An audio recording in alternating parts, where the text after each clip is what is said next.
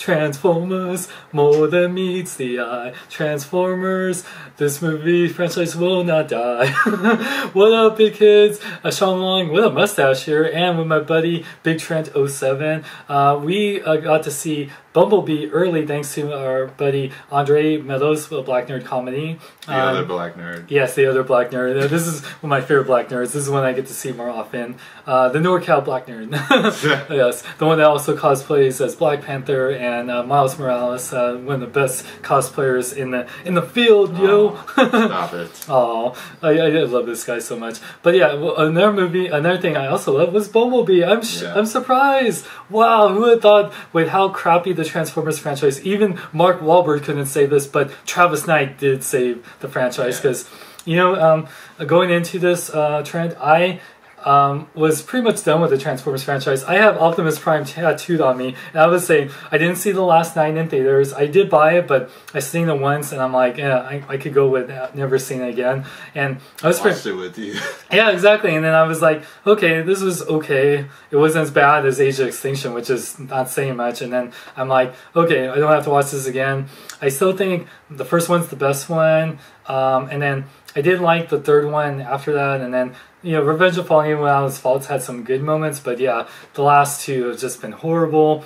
But yeah, Bumblebee, man, this feels like what the Transformers franchise should have been from the start. Like, what do you think, Trent? Yeah, I agree. Like, it didn't get too convoluted, with just the human side. Yeah. It had a good balance with humans and Transformer goodness combined.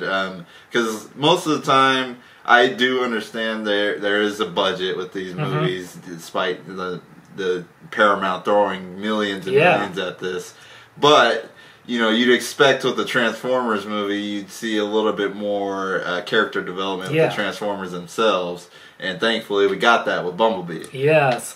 Oh my god. And I also have to say, the intro to this movie, the first 5 minutes, had more Transformers fan service than probably the last all the movies combined, really. Like the first 5 minutes are in Cybertron, and oh my god, Travis Knight, who did Kubo and Two Strings, which I absolutely adore that movie. Like, he grew up with the franchise, like, unlike Michael Bay, that pretty much knows how to do commercials more than he knows Transformers and product placement. Exactly. But yeah, Travis Knight, like, he knows the characters. They brought them back to a more G1 aesthetic. They still have a more complex, detailed design, but they're still like more boxy, and they look like the characters that we grew up with, just like in more live action CGI. Yeah, it was the original designs that Travis grew up with, and he's like, why were these not in the first movies like everybody wanted? Like, I do understand what Michael Bay was going for with the original movies, but at the same time, I was like, they're almost unrecognizable, and they look too similar to one another in their designs. Like, you almost couldn't tell one from the other during the fight scenes. Oh yeah, that's what was amazing. Not only in Cybertron, which has a lot going on actually, but you still know each character is like, they actually they pretty much, like, a lot of characters that have been in the Transformers movies, like even Ironhide, Ratchet, Prime, they pretty much brought them back to G1, like gave them like their colors, it's a minor spoiler, but Ratchet and Ironhide are in it for a moment, and they look like G1 Ratchet and Ironhide, with the white, Ratchet is white and Ironhide's red. It's like, why didn't they do this? Why was Ironhide a black truck? I didn't mind that he was a truck, but why was he black? And why is, like, a sideswipe silver? And it's like, at least get the color right. Can you at least get the color right? But Travis got it right. And that's just the first 5 minutes. Like, let's talk about actual human characters now. Hailee Steinfeld, who's been in Pitch Perfect, and she's also Spider-Gwen or Ghost Spider in Into the Spider-Verse. She is probably the best human character in any of these movies. Yeah, she is very relatable. Yes. Like, I think, like, Shia LaBeouf's character... No, don't talk about that. Was just do it. A little relatable. It's just like, by Hollywood standards, it's like, he's a kid who kind of gets overlooked. But if he does a few things right for himself, he could easily get past it. I know. Hailee Steinfeld, she had a lot going on in her past that makes her the way she is at the point we meet her in the movie. And like, it is very tear-jerking. I know the way her past is played out in the movie. Exactly. Travis Knight, what I love about him, not only, unlike Michael Bay, who knows how to animate, you know, CGI characters, since Travis has worked in stop motion with Kubo and Studio Laika and all that. He knows how to bring really like heart to characters, like all the characters, not only with Charlie, Hailee Steinfeld's character, but also with Bumblebee. Bumblebee feels more fleshed out than he's ever been, and he's been in all the Transformers movies minus Optimus Prime. And sorry to choose on here, but I even loved all the side characters, even like I got John Cena as Agent Burns, and by the way, did you see him in the movie? Because I didn't see him in the movie at all. It was just like, it was just this voice I heard, but no, no, he was actually really great. He's like the pseudo antagonist. He's not really the bad guy. The Decepticons are the bad guys, but yeah, his character you can really get behind. Like, the military is portrayed way better in this movie compared to the other ones. Like Sector 7. Yeah. Yeah, it's like, and then also John Cena has some really funny lines in this. Like, John Cena, we talked about this, anytime he does comedy or movies, like, as much as we get sick of him in the wrestling scene, man, he is so great as a comedian and an actor. You know? I never disputed his ability to have so much charisma and be able to talk people into seats or whatever like that. When the difference between him in the ring and him on screen is, you know, it's the same thing over and over again, and people just want change in the ring. Meanwhile, on screen, that's a big welcome thing because he's playing a character that lends itself to that exact story. So it balances very well with the world around him, the way John Cena is personality-wise. Oh yeah, definitely. And we got some other great characters like, who is it? We had, God, I'm trying to think George Lindbergh Jr., who does Jorge. Oh, I'm sorry, Jorge. I should know this. Yeah, I've seen him before. I always forget, like, he goes by Jorge. Yeah, he's in Spider-Man Homecoming. Yeah, that's right. That kid who asked, was it Betty? Yeah, that's right. In the news, that was so great. So great. Homecoming. Yes. And totally got snubbed. That was so hilarious. I was like, that was me. Oh yeah. No, yeah, it's so funny. He plays, I guess, the love interest to Charlie, and he is so great. He's also very relatable as that awkward, like, this movie takes place in 1987, so it's an 80s movie through and through, and you get that kind of 80s romance. There's a lot of 80s callbacks, like Breakfast Club. The 80s bullies. Yes. It's so great. It definitely, like, more so than what they were trying to do with the 2007 Transformers movie. They really call back to Spielberg in the right ways without. Sorry, we're dealing with Chewie off screen. There's dealing with one of my cats.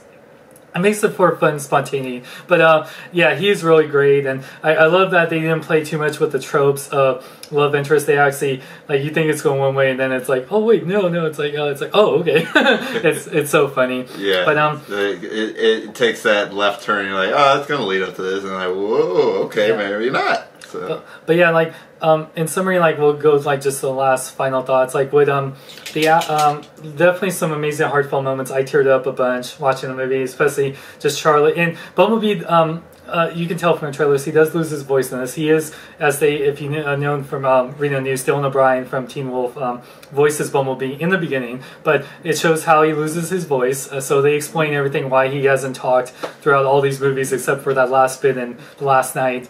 And even though he did talk in the very first movie and then decided not to. Anyway, but that's one thing. No matter what continuity problems this movie might have, and it's not very much, it had to deal with a franchise that didn't give a flying F about any of the continuity from movie. They just changed things, and like Bumblebee took out Hitler in the last movie. It's just like, they ignored all of that stuff, and and so I'm just really glad they took things that worked, but then.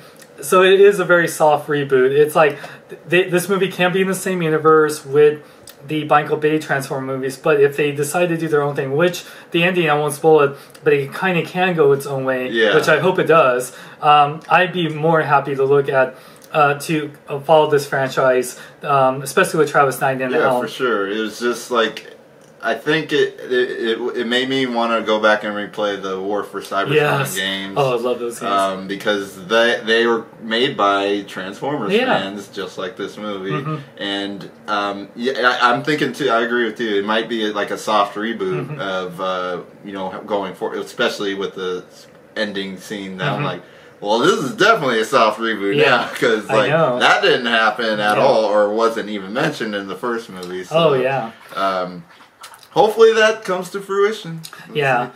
But yeah, if you definitely want a Transformer movie with some really hilarious movements, and it's not the Michael Bay stereotypical, cringeworthy humor. It's actually some really funny moments in this movie, especially with playing with 80s like nostalgia. Yes. There's a lot of 80s nostalgia. The music, like you saw in the trailer with Bumblebee, like spinning out Rick Astley's, never gonna he's not a Rick Roll fan. By the way, if anyone's seen Wreck-It Ralph, that song has made a comeback this year. I swear. What is it about 2018 being the year of Rick Astley? That's the thing about getting Rick Rolled. It's timeless. It is. It's very timeless. It doesn't matter if it happens in 2008 or 2018. It's great. But also the action is really great. I think it's some of the best action we've seen because what's going on. You know what character is fighting what character. It's not just a bunch of this going on. Rotating camera around it and then just confusing me. I'm like, okay, was that Optimus or Megatron? I don't know. But I definitely recommend, not only for people who love the Transformer films, but also people that have been on the fence and didn't like the Transformer films. This will definitely, I think, get you back on board. It's a great movie that has relatable characters, heartfelt moments, hilarious comedy, and just really great action, and also really great. This was made for Transformer fans, so with that, I'd probably give it as a Transformers fan, I would say it's probably the best since the very first one.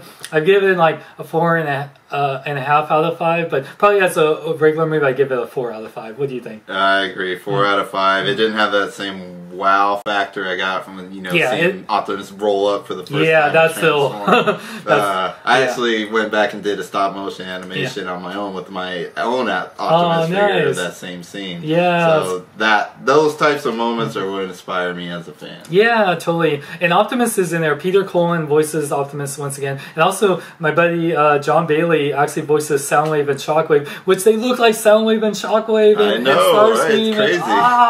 It's so great. What? They actually listen to the fans? Yes. And big up to my buddy John for being in a full-on Transformers movie with Peter Cullen. I'm so proud of you, John. Big up to you, man. So definitely go see this movie, you guys. Even though Aquaman's coming out, which we've heard great things, we're excited to see that. Definitely don't miss out on Bumblebee just because Into the Spider-Verse and Aquaman are in theaters. Definitely this is definitely puts it back on a good path, and I definitely am excited for Transformers again. Yeah, me too. I cannot wait. Hopefully they have a direct sequel. Yes. They go into the 90s and have 90s music and all that jazz. Maybe jazz. Yeah, they need to bring back jazz, make him like how he was, and I would love that. But thank you, Trent, for joining me in this review, man. It was so great watching this video, and thanks to Andre for hooking us up. Thank you, Andre. Really appreciate it, man. And we always appreciate you. Trent and Andre, you guys are more than meets the eye, man. But thank you guys, and make sure to follow Trent on Instagram at BigTrent07, and for more, check out my website, SeanXLong.com. Like me on Facebook, follow me on Twitter, Instagram, and this is Sean Long and Big Trent saying, live long, love life. By the power of Marvel, family, Excelsior!